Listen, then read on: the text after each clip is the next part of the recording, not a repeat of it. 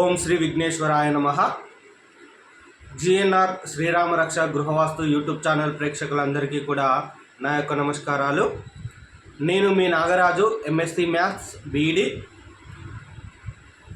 ఈరోజు నేను ఒక ముఖ్యమైనటువంటి టాపిక్ గురించి మాట్లాడాలనుకుంటున్నాను. ఈ మధ్య యూట్యూబ్లో కానీ ముఖ్యంగా ఇన్స్టాగ్రామ్లో గఫ్ జిఫ్ జఫ్ అని వివిధ రకాలైనటువంటి గ్రాఫిక్స్లతోటి ఎన్నో రకాలైనటువంటి వాస్తు వీడియోలు అనేటువంటివి వస్తున్నాయి. నేను మీకు విన్నవించుకునేటువంటి విషయం ఏంటంటే, సాంప్రదాయమైనటువంటి వాస్తు శాస్త్రాన్ని నమ్మండి, అంటే వాస్తుని నమ్మండి. మనకు వాస్తు శాస్త్రాలను రచించినటువంటి మహర్షులు వాస్తుకు సంబంధించినటువంటి అన్ని విషయాలను, ఏ సమస్య అంటే అన్ని రకాలైనటువంటి అంటే గృహము ఏ విధంగా నిర్మిస్తే ఎటువంటి సమస్యలు వస్తాయి, వాటిని సమస్యలు రాకుండా ఏం చేసుకోవాలని మహర్షులు ఆల్రెడీ మనకు వాస్తుశాస్త్రంలో చెప్పే ఉన్నారు. అయితే కొంతమంది వ్యక్తులు ఏం చేస్తున్నారంటే, నిషేధితమైనటువంటి కొన్ని పద్ధతులను ఉపయోగించి వాస్తులను చూస్తూ కామెంట్ సెక్షన్లను ఆఫ్ చేస్తూ ఉన్నారు. మరి వారు నిజమైనటువంటి వాస్తు పండితులైతే ఎందుకు కామెంట్ సెక్షన్ని ఆఫ్ చేస్తున్నారు? మరి కామెంట్ సెక్షన్ని ఆఫ్ చేయవలసినటువంటి అవసరం ఏమిటి? అంతే కదా. ఇప్పుడు నిజమైనటువంటి వాస్తు పండితుడు ఎప్పుడు కూడా కామెంట్ సెక్షన్ని ఆఫ్ చేయడు. అన్ని రకాలైనటువంటి సమస్యలకు అతనికి ఉన్నటువంటి పరిజ్ఞానాన్ని బట్టి అతను ఆన్సర్ చేసుకుంటూ రావాలి. కానీ కామెంట్ సెక్షన్ ఎందుకు ఆఫ్ చేయాలి? కాబట్టి అవి అంటే ఎవరు ఆ విధంగా చేస్తున్నారు అనేది మీరు డైలీ చూస్తూనే ఉన్నారు. ఎవరైతే కామెంట్ సెక్షన్ ఆఫ్ చేస్తారో అతను ఫేక్ వాస్తు పండితుడు. అది గుర్తుపెట్టుకోండి. ఫస్ట్ శాస్త్రీయమైనటువంటి వాస్తును నమ్మండి, బాగుపడండి. ఎందుకంటే గృహారంభం నుంచి గృహప్రవేశం వరకు, ఆ తరువాత కూడాము గృహం నందు ఏం చేయాలనేటువంటి ప్రతి విషయాన్ని కూడాము మహర్షులు మంచిగా చెప్పి ఉన్నారు.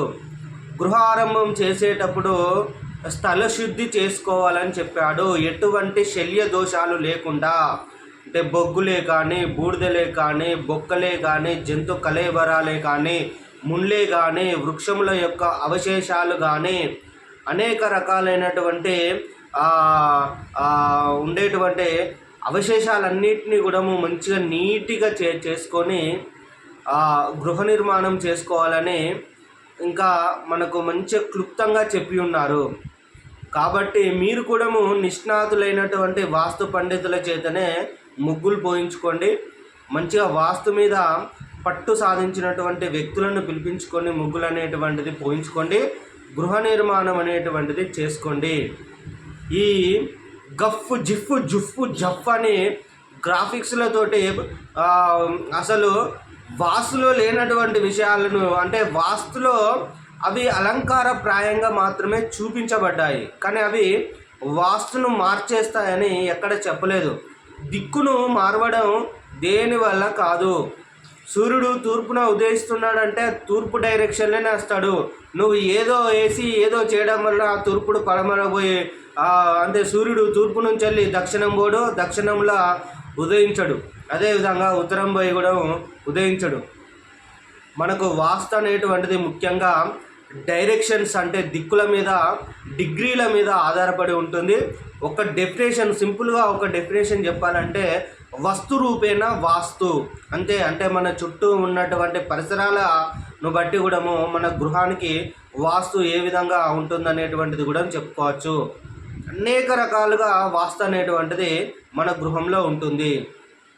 కాబట్టి ఈ మధ్యన కొన్ని నిషేధితమైనటువంటి క్షుద్ర వాస్తులతోటి ప్రజలను బెంబేలెత్తిస్తున్నారు. కాబట్టి సాంప్రదాయబద్ధమైనటువంటి వాస్తు శాస్త్రాలను నమ్మండి, బాగుపడండి. ఇంకొక విషయం, మానవ జీవితం కూడా గ్రహస్థితి పైన ఆధారపడి ఉంటుంది. మీ యొక్క డే టు టైం ఉంటే మంచి నిష్ణాతులైనటువంటి జ్యోతిష్య శాస్త్ర పండితులను సంప్రదిస్తే మన భవిష్యత్తులో మన పుట్టుక నుంచి చావు వరకు ఏం జరుగుతుందో మొత్తం కూడా చెప్పచ్చు. అది కూడా మహర్షులు మంచి మంచి శాస్త్రాలలో రాసున్నారు. ఇంకోటి ఏంటంటే వాస్తు శాస్త్రానికి జ్యోతిష్య శాస్త్రానికి చాలా అవినావభావ సంబంధం అనేటువంటిది ఉంటుంది.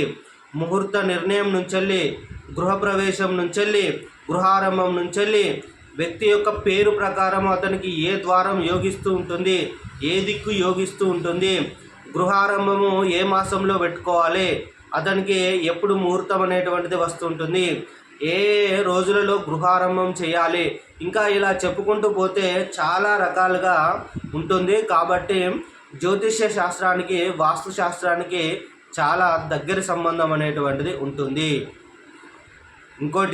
ఇంకొక విషయం ఏంటంటే మనము గృహారంభం చేసేటప్పుడు అప్పుడే మనం వాస్తు పూజ అనేటువంటిది చేపించి ముత్యాలు, పగడాలు, వివిధ రకాలైనటువంటి రత్నాలు, కొన్ని రకాలైనటువంటి వాస్తు యంత్రాలను స్థాపిస్తారు. అది ఒక్కటి చాలు. సో అప్పుడు స్థాపించకుండా గృహప్రవేశం చేసేటప్పుడు కూడా మనకు మత్స్య యంత్రం కానీ, లక్ష్మీ యంత్రం కానీ, కుబేర యంత్రాలు కానీ ఇటువంటి యంత్రాలను స్థాపించడం వల్ల కూడా గృహంలో ఉన్నటువంటి వాస్తుదోషాలు అనేటువంటివి తొలగిపోతూ ఉంటాయి. కానీ డైరెక్షన్స్ రాంగ్గా కడితే మాత్రము వాటి ప్రభావం అనేటువంటిది చూపిస్తూ ఉంటుంది. ఎందుకంటే వాస్తు అనేటువంటిది పంచభూతాల రూపేణ, అదేవిధంగా అష్టదిక్పాలక రూపేణ, అదేవిధంగా నవగ్రహ స్థాన రూపేణ, ఇంకా చెప్పుకుంటూ పోతే వాస్తు అన్ని రకాలుగా ప్రభావం అనేటువంటిది చూపుతూ ఉంటుంది.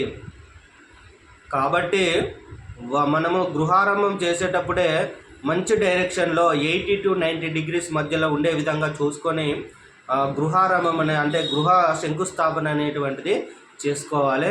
అది శ్రేష్టము. గృహారంభం చేసేటప్పుడు ఎటువంటి శల్య దోషాలు లేకుండా చూసుకోవాలి. మంచి డైరెక్షన్లో కట్టుకోవాలి.